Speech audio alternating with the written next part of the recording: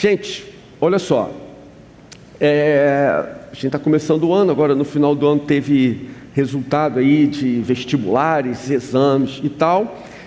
O que você diria de uma pessoa que quase passou no vestibular? Qual é a consequência para a vida de uma pessoa, de um estudante que quase passa no vestibular?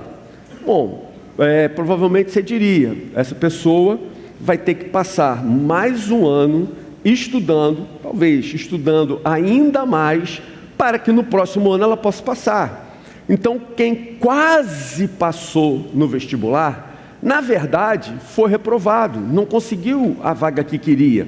E se ainda assim quiser fazer uma faculdade, vai ter que estudar todo um ano novamente, todo um ano de estudo, zeloso, dedicado aí pela frente. Uma pessoa fez seu curso, sua faculdade e concluiu todos os módulos. No entanto, ela não entregou o seu projeto final. O que você diria para uma pessoa assim? Isso significa que essa pessoa, ela é quase um profissional. Ela estudou 4, 5 anos a respeito de determinada especialidade, mas a verdade é que ela não pode exercer legalmente a sua profissão porque ele ainda não terminou o trabalho. Então ele não concluiu efetivamente o curso. Falta pouco, falta bem pouquinho, mas esse pouquinho a impede de exercer legalmente a profissão para a qual ela está se preparando. É a maior tragédia do esporte brasileiro. Final da Copa do Mundo de 1950. Eu não estava lá, vocês podem acreditar, mas eu ouvi bastante a respeito de quem estava. E o modelo de campeonato naquela época era feito de uma determinada forma, tal maneira que a final do Brasil foi entre Brasil e Uruguai. A final da Copa foi Brasil e Uruguai. Pelo modelo da ocasião, bastava ao Brasil o empate. Primeiro tempo terminou 0-0, segundo tempo Brasil fez 1-0 sobre o Uruguai, ou seja, era a hora do técnico entrar em campo e fazer aquela coisa que o brasileiro faz bem. Se joga no chão, não deixa bater falta, não deixa o jogo continuar, enfim, ficar dando aquela enrolada para garantir o 1-0. Mas o Brasil não fez isso. E ele deixou o Uruguai, empatou, fez 1-1, ainda tinha direito ao campeonato com 1-1. Mas, próximo do fim do segundo tempo, o Uruguai foi lá e marcou 2-1. Gente, que jogo foi aquele? Quase que o Brasil vence aquela Copa. Mas dizer que o Brasil quase venceu a Copa, significa dizer que ele, na verdade, a perdeu. Quase ou por pouco significa que a pessoa chegou perto, mas não o suficiente. Esteve muito próximo, mas não o bastante. A coisa esteve prestes a acontecer, mas não se realizou. Quase ou por pouco é a constatação de que algo não aconteceu, apesar da expectativa de que aquilo iria se realizar, se manter até o fim. Nosso querido poeta Marcão, ele compôs uma letra excelente, excepcional, para uma música do Fruto Sagrado. O nome da música é Quase, em que ele analisa essa situação e ele fala o seguinte: o quase ainda não aconteceu. Quase não funciona, não faz diferença. Quase não é, ainda não existe, é incompleto, é inacabado, não terminou, por isso é quase. Não existe quase homem, quase mulher, quase santo, quase livre, quase sal. Não existe quase virgem, quase fiel. Não existe quase gol, não existe quase morte. Só o medíocre gosta do quase, porque o medíocre é quase alguém. Quase não é rock and roll, Enfim, dito isso, vamos ao texto de hoje. Atos 26, de 26 a 28. Atos capítulo 26, dos versículos 26 ao versículo 28. Qual o contexto? Paulo dá o testemunho da sua vida. Ele fala como Jesus o transformou. Prega a mensagem do Evangelho. Primeiro para o governador Félix, depois para o seu sucessor, governador Festo. Finalmente, ele está pregando para o rei Agripa. Então, se dá a seguinte questão, Atos 26, 26. Porque tudo isso é do conhecimento do rei, a quem me dirijo com franqueza, pois estou persuadido de que nenhuma dessas coisas lhe é oculta, pois nada se passou em algum lugar escondido. Por isso pergunto, rei Agripa, o Senhor acredita nos profetas? Eu sei que o Senhor acredita. Então Agripa se dirigiu a Paulo e disse: por pouco você me convence a me tornar cristão. Por pouco você me convence a me tornar cristão. O rei Agripa, que por acaso era casado com uma judia, com certeza ele temia, não no sentido de um temor que dá sabedoria celestial para a pessoa, mas com um medo supersticioso do Deus de Israel.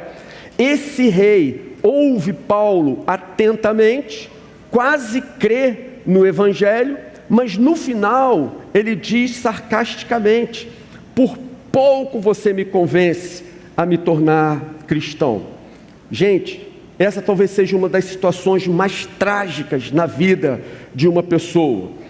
Há situações como as citadas há pouco, ser reprovado no vestibular, não entregar o trabalho de final de curso, perder uma partida esportiva, seja o esporte que for, em que nessas circunstâncias você consegue uma nova oportunidade para refazer. Não passou no vestibular, estuda e faz de novo. Não terminou o trabalho, pelo amor de Deus, dá uma atenção, termina logo. Perdeu a Copa do Mundo, vem outra Copa por aí, você recupera, você ganha, quem sabe, a próxima. Mas quando se fala de vida e de morte, vida eterna, morte eterna, salvação e condenação eterna, o quase ou por pouco torna-se irremediável, irreversível. Eu conto no livrinho em que eu relato as minhas experiências, junto com Fátima, que nós tivemos com Jesus. Eu era jovenzinho, sei lá, 14, 15 anos, eu estava acostumado a pegar onda aqui na praia de Taquatiara, a onda aqui, os irmãos, as irmãs que pegam onda conseguem ver bem essa diferença. A onda aqui, assim, ela é forte, ela é tal do tipo caixote, e é oca, então ela tem bastante força. Em outras palavras, você está lá dentro, você deu qualquer problema, você quer sair, meu amigo, minha sugestão para você é o seguinte: se joga na soca, porque aqui ela vai quebrar, perto da areia ela já te joga, igual o profeta Jonas foi cuspido pelo peixe lá na praia. Então aqui é assim também, a onda vai te cuspir lá na praia e você já vai sair lá. Você leva uma soca e já está pertinho ali de sair. Então, eu não conheci, pela primeira vez, eu fui para a Praia do Forte, lá em Cabo Frio, que é um outro tipo de onda completamente diferente. É uma onda cheia, uma onda que vem com muita espuma. Então lá, você não consegue pegar jacaré, por exemplo, se você não tiver com o pé na areia. Você não consegue entrar na onda só remando, só nadando, só com a braçada. Não consegue. Talvez um super, hiper, mega profissional, bem treinado, talvez até consiga, mas é muito difícil. Provavelmente nem assim a pessoa conseguiria. Então lá você precisa realmente de uma prancha de equipamento. Bem, eu fui entrar lá dentro exausto, perdi a prancha, uma correnteza muito forte. No dia tentei sair de todas as formas, não consegui. Nessa época, a única construção na Praia do Forte em Cabo Frio era o Malibu Hotel, o resto era tudo duna ali para frente. Aí meu irmão e 2 primos lá conversando sobre algum assunto esotérico do momento, e eu lá dentro assim dizendo: cara, eu vou morrer. Essa altura eu já tinha cãibra no corpo todo, E eu simplesmente desisti de nadar. No que eu desisti de sobreviver, cheguei a afundar pensando assim, só queria ter uma morte rápida para terminar com essa circunstância aqui, com essa situação. Aí eu vi assim, aqui, quando eu afundei, eu bati com o pé na areia, eu falei, gente, eu estou me aproximando do raso, não sei o que está acontecendo. Em outras palavras, eu não morri. Eu estou aqui. Eu quase morri, mas não morri. O fato de eu ter quase morrido significa que eu estou vivo, que minhas cinzas não estão em algum cemitério ou em algum lugar por aí. O fato de eu ter quase morrido mostra que eu não morri e pude continuar a minha vida. Conheci Fátima, namorei, casei, tivemos filhos, agora netos, estamos juntos aqui na igreja, caminhando juntos. Deus me deu toda essa oportunidade. Então você percebe, quando se trata de vida e morte, o quase ou por pouco, ele se torna irremediável, ele se torna irretornável. São situações em que o quase ou pouco não vão permitir, em muitos casos, o retorno, não permitirão uma nova oportunidade. Por exemplo, Ayrton Senna, por pouco, não conseguiu controlar o seu carro naquela fatídica curva em Imola. Por pouco, os médicos do Hospital Albert Einstein não conseguiram salvar Silvio Santos. Por pouco, os salva-vidas que estavam em Itacoatiara esses dias não conseguiram salvar o rapaz que caiu da pedra. Percebe? Nesses casos, o quase e o por pouco foi a diferença entre a alegria de uma festa de celebração e a tristeza de uma cerimônia fúnebre. Essas mortes em si, elas já são um drama terrível. No entanto, existe uma situação que é ainda pior, que é quando a pessoa chega bem perto de Jesus, muito próxima da salvação, da vida eterna, e por pouco deixa essa oportunidade escapar. Essa é certamente a pior desgraça que pode acontecer na vida de alguém. Chegou pertinho de Jesus, foi simpático a Ele, achou suas palavras emocionantes, bonitas, agradáveis, mas não se rendeu e não se arrependeu. Ouviu o Evangelho, se emocionou com o amor de Deus, experimentou a comunhão da igreja, experimentou a realidade de um retiro, se relacionou com outros irmãos, talvez tenha se comprometido com algum ministério, talvez tenha até liderado alguma igreja por aí. Foi por pouco, mas não creu. Alguns tiveram parentes crentes, foram ou são filhos de crentes, viram seus pais orando, viram seus pais buscando a Deus, crendo, observaram suas vidas coerentes, mas não se renderam. Alguns tiveram cônjuges crentes, presenciaram seu esforço para terem uma vida santa, viram sua fé em ação, consideraram a possibilidade de crer, mas não se renderam, não se entregaram. Alguns conviveram com colegas crentes, da mesma forma assistiram suas vidas como um testemunho do poder de Deus, mas não se renderam, não creram. Essa é certamente a pior tragédia que pode ocorrer na vida de alguém. Chegar tão próximo de Jesus, tão perto da salvação, faltar tão pouco para alcançar a vida eterna, mas esse perto, esse pouco, foi o suficiente para separá-lo eternamente de Deus. Olha isso, dizer que a pessoa quase foi salva é o mesmo que dizer que ela se perdeu para todo sempre. Dizer que uma pessoa quase foi para o céu significa que essa pessoa vai passar a eternidade no inferno. Dizer que por pouco aquela pessoa não se rendeu a Jesus significa que ela um dia ouvirá o Senhor dizer: aparte-se de mim, você que pratica iniquidade. Por pouco significa que chegou perto, mas não o suficiente. Quase significa que esteve muito próximo, mas não alcançou, prestes a acontecer, mas não aconteceu. Tem um pastor, meu amigo, que uma vez foi procurado por um jovem de sua igreja, quando seu pai faleceu, e ele falou para o pastor a opinião do rapaz e do seu pai, tá? Então o pai havia morrido, aí o jovem procurou o pastor e deu a seguinte explicação. Ele falou: olha, o meu pai vê a morte com muita dignidade, então ele me fez um pedido. Ele quer ser sepultado com uma boa roupa e bem barbeado. E o rapaz assim o fez. Na véspera, o vestiu com uma boa roupa, fez a sua barba. No entanto, no dia seguinte, na hora da cerimônia, do culto fúnebre, estando lá, o jovem observou: ué, a barba do meu pai cresceu de novo.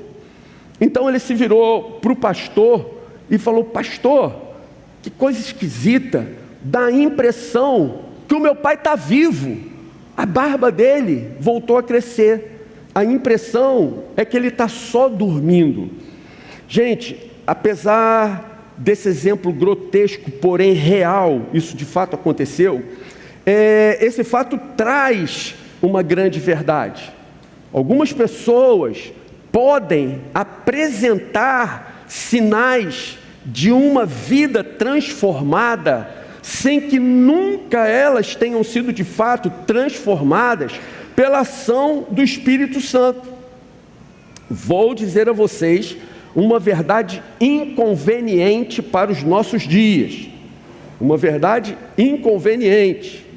Para Deus, o pior crente é melhor do que o melhor incrédulo.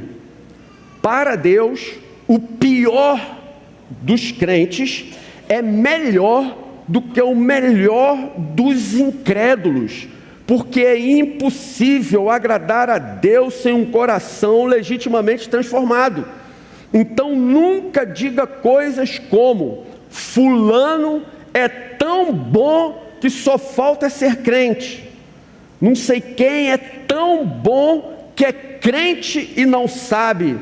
Gente, olha só, se falta ser crente, então falta tudo, pois aquele que não teve seu coração transformado é incapaz de fazer qualquer coisa para glorificar a Deus.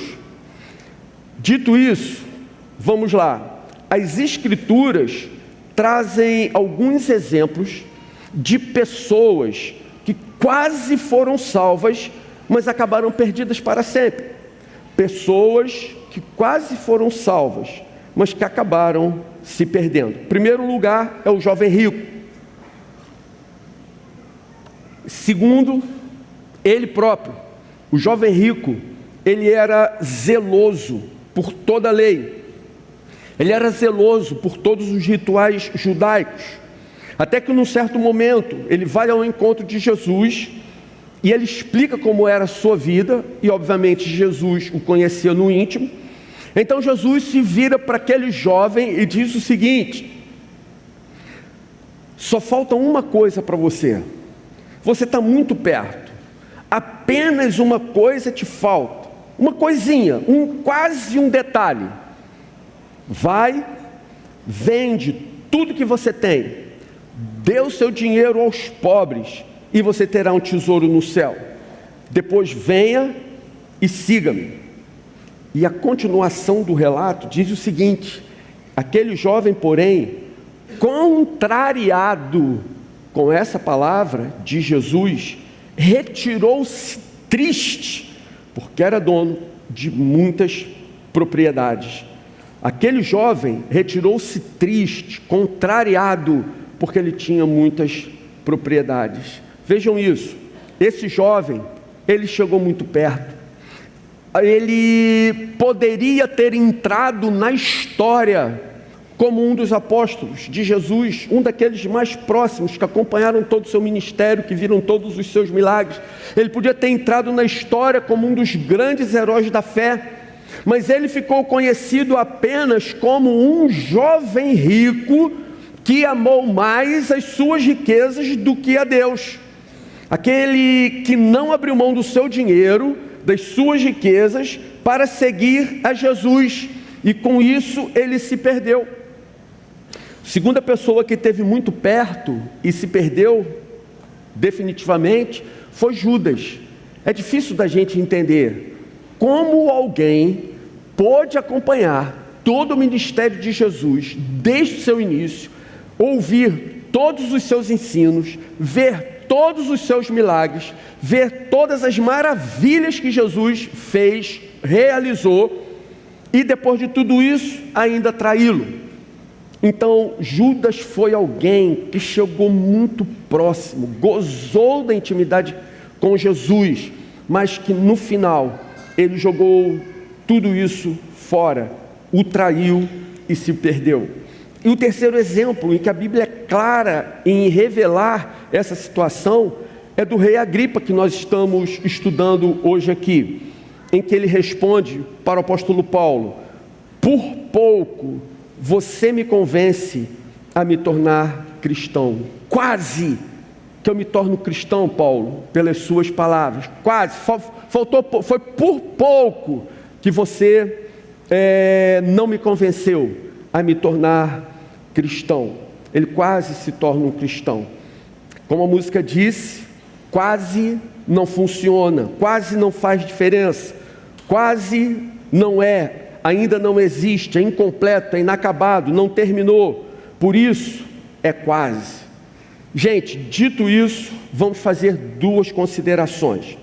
Primeira consideração que eu gostaria de fazer dentro da análise desse texto é: a omissão é a atitude de não decidir.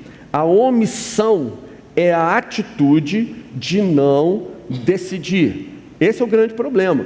O problema é que a indecisão já é uma decisão. Isso não é um jogo de palavras, isso é uma realidade. Ao não se posicionar, a pessoa já está escolhendo o caminho da inércia, o caminho da omissão. Ela escolheu ser omissa, ela escolheu permanecer inerte. Não decidir já é uma opção. A hesitação já é uma escolha por si própria. Ficar em cima do muro é optar por não agir. Diante da oportunidade de ouvirmos o Evangelho tantas vezes que Deus coloca diante de nós, a indecisão já é uma definição. Pôncio Pilatos reúne a multidão para teoricamente fazer um julgamento justo de Jesus. Só que ele apresenta Jesus à multidão e a multidão começa a gritar que queria vê-lo crucificado. Num certo momento, Pilatos pede que seja trazida uma bacia com água e diante dessa multidão ele lava as mãos. Por que isso aconteceu? Pilatos sabia que Jesus era justo. Pilatos sabia que Jesus era absolutamente inocente e santo. Pilatos tinha consciência disso. Então ele não queria crucificar Jesus. Ao contrário, ele tentou livrá-lo, mas a multidão pressionava e ele acabou seguindo a multidão. Mas para que ele se apresentasse como uma autoridade justa, como uma autoridade honesta, ele pede a bacia e lava as mãos diante da multidão. Isso significa: vocês estão decidindo, eu me retiro nesse momento, eu deixo a critério de vocês, que vocês decidam o que vocês querem fazer de Jesus. Então você está entendendo que Pilatos quis sair como isentão? Você está entendendo que Pilatos quis se omitir? Ele quis sair daquela situação como bom moço que não definiu a crucificação de Jesus. Pois bem, o que aconteceu? Credo dos Apóstolos, um documento dos primeiros séculos da vida cristã e um documento certamente que será eternizado no céu. Nós ainda teremos consciência desse documento. Credo dos Apóstolos diz o seguinte, vou, lógico, sintetizar: creio em Jesus Cristo, que padeceu sob Pôncio Pilatos. Creio em Jesus Cristo, que ele padeceu, em Jesus Cristo, que padeceu sob Pôncio Pilatos foi crucificado, morto e sepultado. Então você entendeu? Lavar as mãos diante de Jesus foi a tentativa de uma decisão para não se comprometer com ele. No entanto, Pilatos, ele não entrou para a história, ele não ficou reconhecido como alguém que foi simplesmente omisso diante de Jesus, mas ele entrou para a história e agora para toda a eternidade como alguém responsável por ter feito Jesus padecer. Ele tentou ser isentão, mas no reino dos céus isso não existe. A omissão, ela já é uma escolha. A omissão é uma opção, contudo, é uma opção inaceitável por Jesus. Em Mateus capítulo 12, versículo 30, Jesus diz o seguinte: quem não é por mim, é contra mim. Quem comigo não ajunta, espalha. Está vendo o que Jesus está dizendo? Como Jesus se posiciona? Ele está dizendo, olha, não tem como as pessoas ficarem isentas, inertes, diante daquilo que eu falo, diante daquilo que eu sou, diante daquilo que eu apresento para elas. Elas precisam se posicionar. Ou elas são por mim, ou elas se comprometem comigo até o último dia de suas vidas, ou essas pessoas serão contra mim. Se essas pessoas não estão firmemente, claramente, honestamente, de uma maneira transparente, posicionadas do meu lado, elas estão atrapalhando, elas estão jogando contra. Quem não é por mim é contra mim. Quem comigo não ajunta, espalha. Quem não está envolvido diretamente na obra de Deus, sob a direção do Espírito Santo, está atrapalhando a sua obra, está sendo pedra de tropeço, está dando trabalho para quem trabalha. Ou seja, quem não se posiciona com firmeza ao lado de Jesus, segundo esse versículo, segundo as suas próprias palavras, está agindo contra ele. O rei Agripa é daqueles que querem deixar o seu compromisso para amanhã. Empurram o compromisso com Cristo para o futuro. Deixa eu aproveitar primeiro a minha vida, fazer o que eu quero, me dar vontade, enfim, ter prazer. Lá no futuro, eu me comprometo com Jesus. É gente que tenta conciliar uma vida leviana em paralelo ao conforto da mensagem da graça e da salvação pela graça.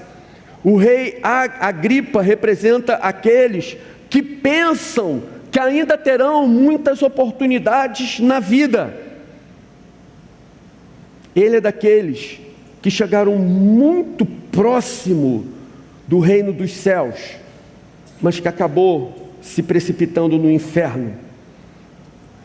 Por isso postergam, adiam, demoram e nunca firmam uma posição ao lado de Cristo. Gente, a eternidade é algo tão sério, tão grave, que nós não podemos nos dar ao luxo em nossos corações de termos dúvidas quanto à nossa posição em Cristo. Não podemos ter dúvidas em relação à nossa relação com Jesus.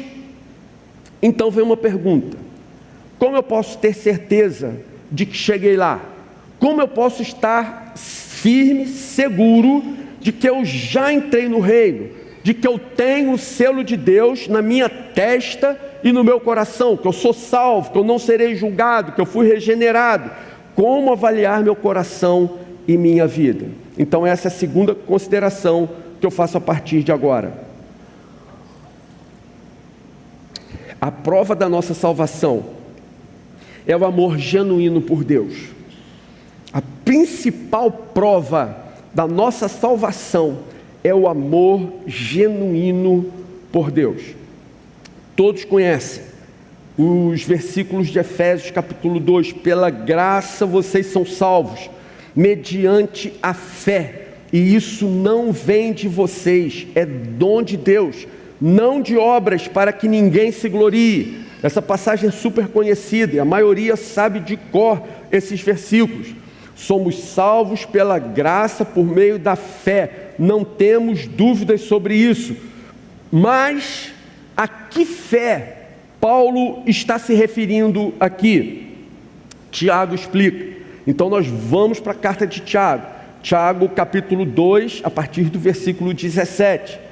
O texto diz assim: assim também a fé, se não tiver obras, por si só está morta.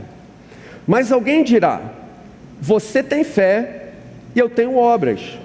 Mostre-me essa sua fé sem as obras, e eu, com as obras, lhe mostrarei a minha fé. Você crê que Deus é um só? Olha o que Tiago afirma: faz muito bem, até os demônios creem e tremem. Seu tolo, você quer ter a certeza de que a fé sem obras é inútil? Aí ele dá um exemplo: por acaso não foi pelas obras que Abraão, nosso pai, foi justificado quando ofereceu seu filho Isaque no altar? Então, o que acontece nesse texto?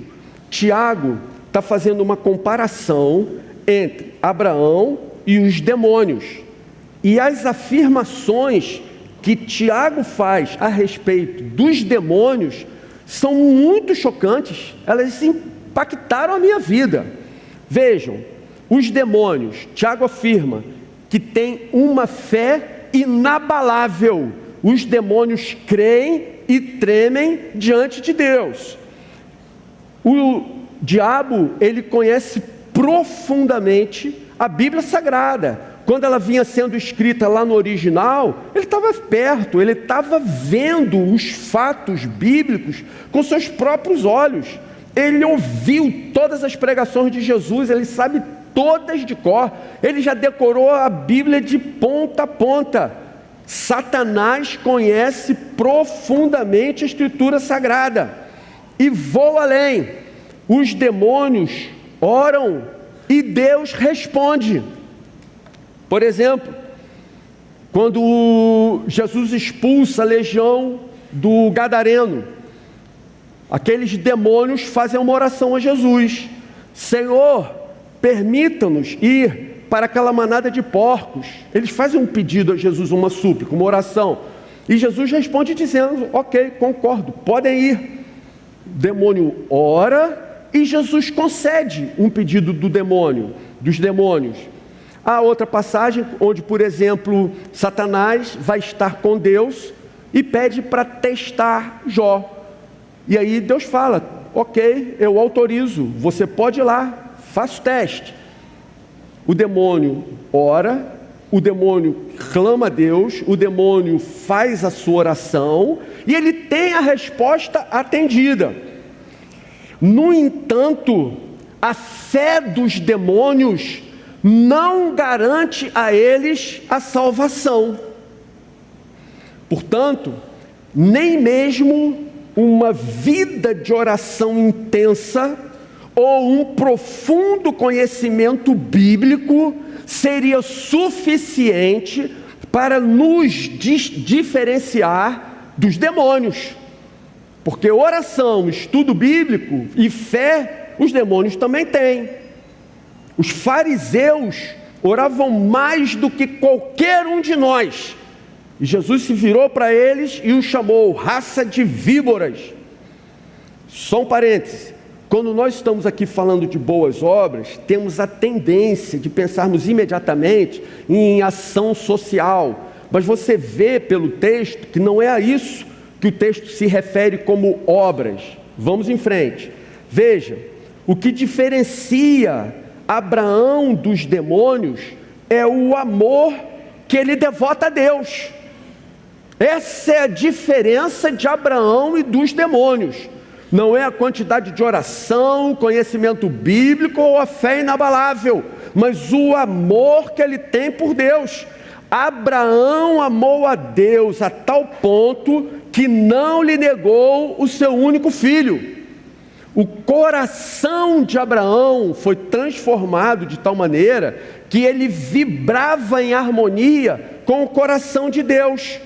E isso nenhum demônio é capaz de fazer.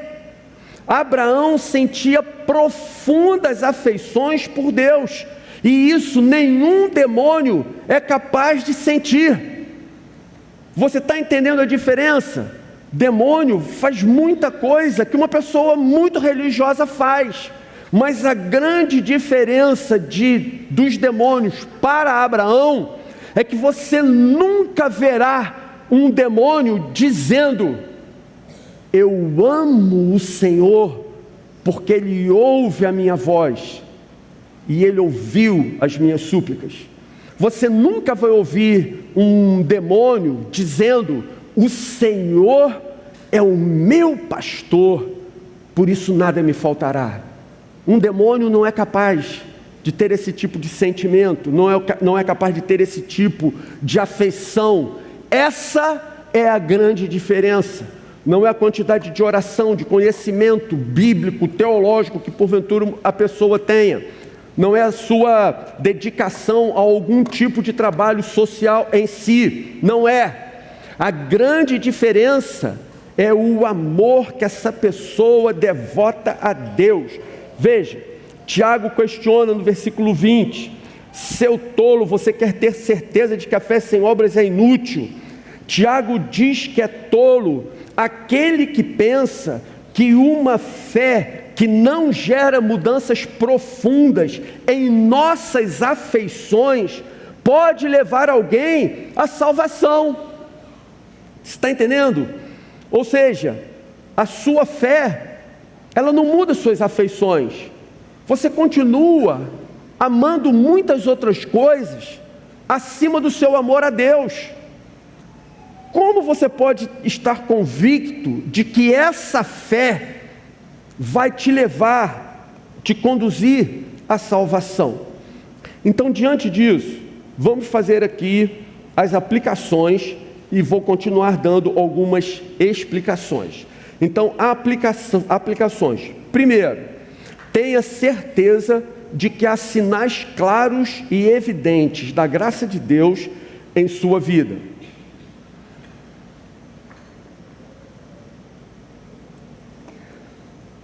Tenha certeza de que há sinais claros e evidentes da graça de Deus em sua vida.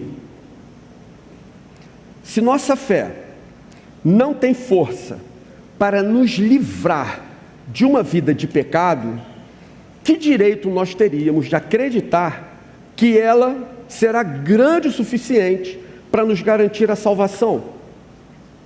Se a nossa fé não é suficiente para moldar o caráter de Cristo em nossas vidas, por que nós deveríamos acreditar que ela teria força para nos livrar da condenação eterna?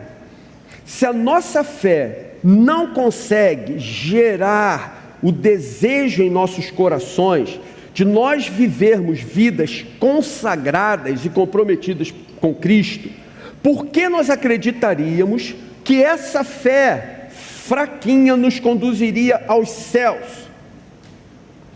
Daqui a alguns instantes, nós vamos participar da ceia.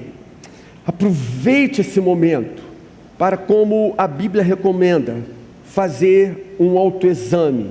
Faça o autoexame que as orientações a respeito da ceia na Escritura Sagrada nos dão. Então, pergunte ao seu próprio coração: minha fé tem sido acompanhada dessas boas obras? Então, nós vimos a que boas obras Tiago está se referindo quando fala de Abraão, dele amar a Deus a tal ponto de entregar o seu próprio filho como sacrifício. Minha fé tem gerado em mim um amor profundo a Deus. Na hora do autoexame da ceia, pense a respeito dessas perguntas, aplique essas perguntas ao seu coração.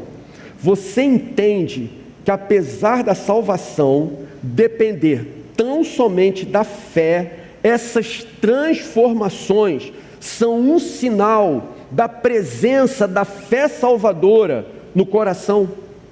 Você crê num Salvador que salvou você, não apenas da punição do pecado, mas salvou você de uma vida de pecado. Gente, alguém que não ama a igreja, não busca com seriedade uma vida santa, não se preocupa com os demais irmãos, não ama profundamente a Deus, não é apto para ter certeza da sua salvação. O que a sua fé alterou no curso de sua vida? Você tem prazer em meditar na Bíblia Sagrada? Você consegue, ao ler a Bíblia, exclamar dessa forma: ah, o Senhor é o meu pastor, de nada eu terei falta. Você consegue, enquanto você está lendo, aplicar a palavra à sua vida dessa forma? Ah, como eu amo a tua lei, é a minha meditação todo dia, Senhor. Eu não conheço por conhecer, eu conheço porque eu amo o meu Deus, eu amo o meu Senhor. Quanto mais eu o conheço, mais eu o amo. Essa vai ser a grande diferença de Abraão para os demônios. Para você, orar é um prazer ou é um fardo? Você ora porque você tem prazer de estar aquele tempo diante do seu Deus, em intimidade com o seu Deus? Ou você ora porque você aprendeu que uma pessoa religiosa precisa ter um tempo de oração todos os dias? Quando você fala em ter comunhão com a igreja, em participar da sua célula, isso causa alegria ao seu coração? Como o seu coração responde a esse tipo de coisa? Essa foi a primeira. Segunda aplicação: não postergue mais uma decisão séria por Jesus. Não postergue mais uma decisão séria por Jesus.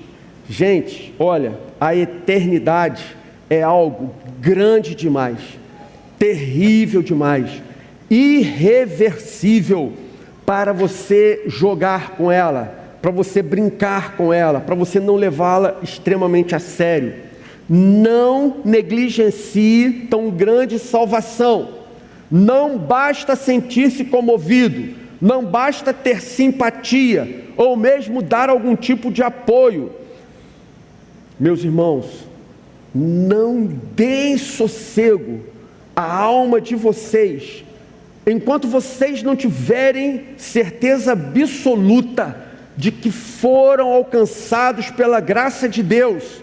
Não deixem o coração de vocês ter paz, se vocês não estão convictos de que foram regenerados, de que nasceram de novo. Não durma em paz até que você tenha certeza de que a sua vida foi alvo de uma grande transformação, de uma poderosa ação em sua vida, de maneira que agora você tem uma fé genuína, que dá a você um imenso amor e um maior prazer de estar diante do Todo-Poderoso.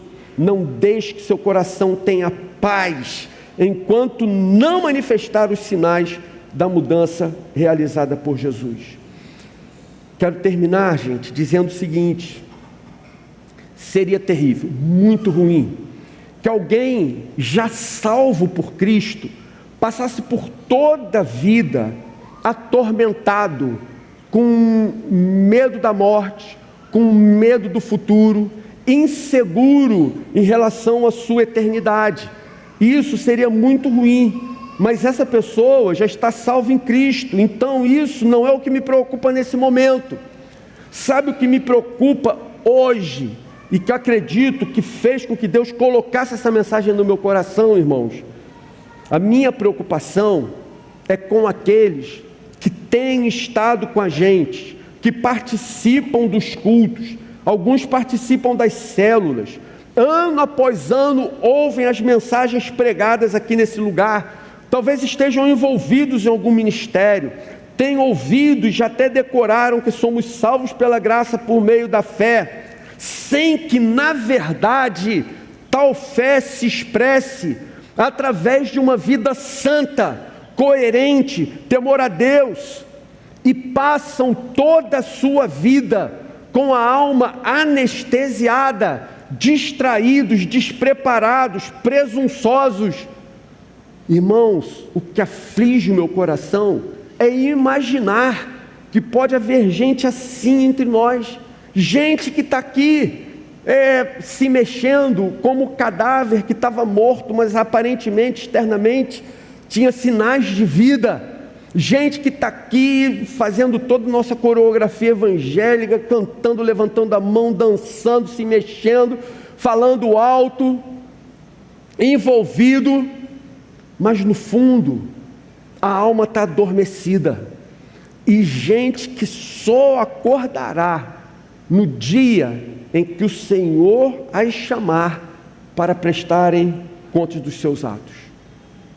E o que enche meu coração de temor, e eu confesso a vocês que ele fica muitas vezes apertado, é imaginar de gente que passou por aqui, que quase, por pouco, não foi salva, mas acabou se perdendo para todo sempre.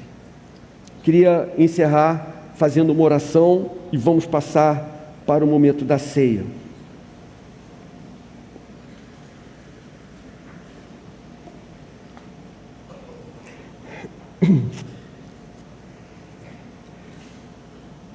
Senhor querido, não existe situação mais trágica do que alguém se aproximar do Senhor, andar com o Senhor, se tornar membro da igreja, chegar tão perto da vida eterna e acabar se perdendo para sempre.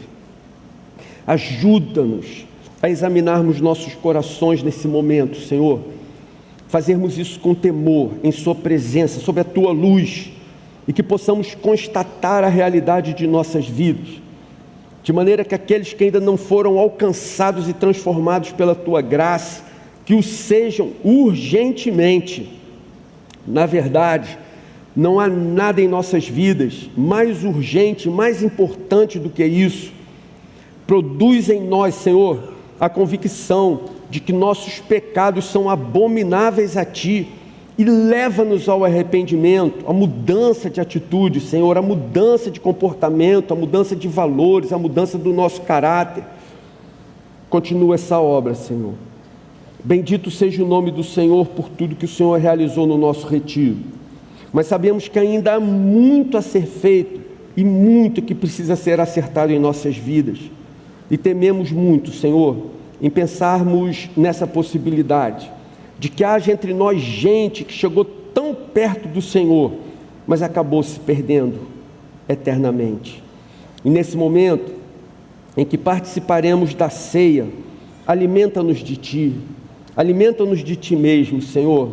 Mais uma vez, lava nossos pecados com Teu sangue.